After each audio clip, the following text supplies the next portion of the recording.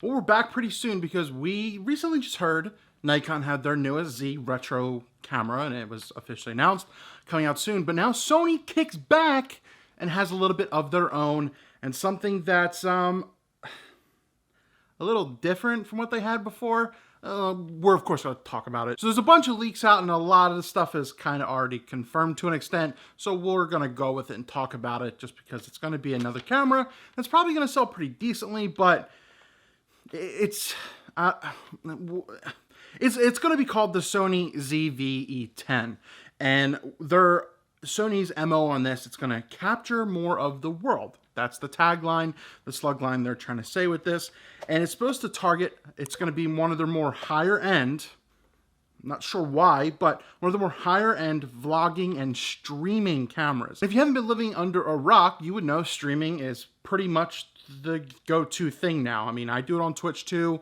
It was fun to learn over, the time that we had when everything was falling apart. But streaming is big, be it YouTube, Twitch, Facebook, wherever you're watching this type of stuff, that's how it is. And I thought Sony kind of covered this when they had the Sony ZV-1, which was more or less touted for vloggers, but people started to use it as such for streaming too, as compared to other different cameras. And that camera was $750. But this new rumored camera, the ZV-E10, is supposed to be $900 US. That's really going higher end, especially when you're targeting streamers and stuff like that. So I'm not sure if that's the right approach. But what are we getting? It's a more compact looking camera. To a little extent, it's like kind of reminds me of like a blend of like the Sony A5000, A6000, and the ZV-1, obviously because of the size and everything that it has. But it's going to be a 24 megapixel crop sensor camera. So another 24 megapixel crop sensor thrown in the Sony line because there's a million of them now. Have fun picking whatever you want to do. But I think the big perk of this, it will have 4K video for what it is, even though I don't know who's really streaming 4K, because you need a very powerful computer for that.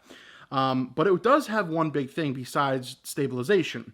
It has this product feature autofocus, and I think that's kind of where they're targeting the content creators again, where it's going to say it's going to lock the focus on the face, as normal if you move around.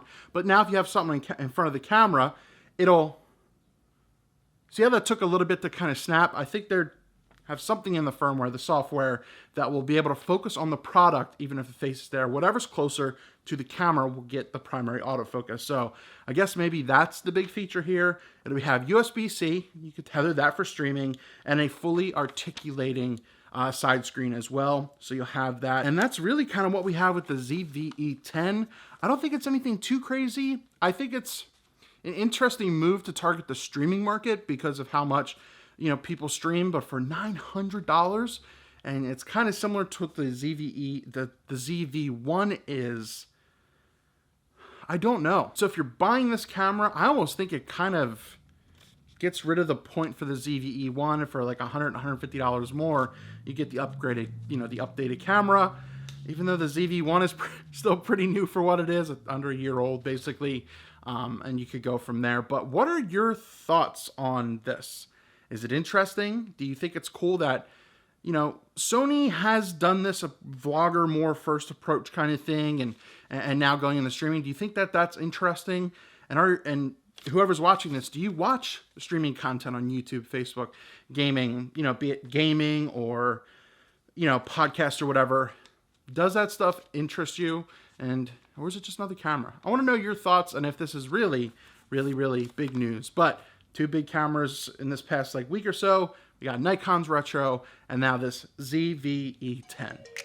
That's all we got. And you hear about it officially July 7th. So pretty soon.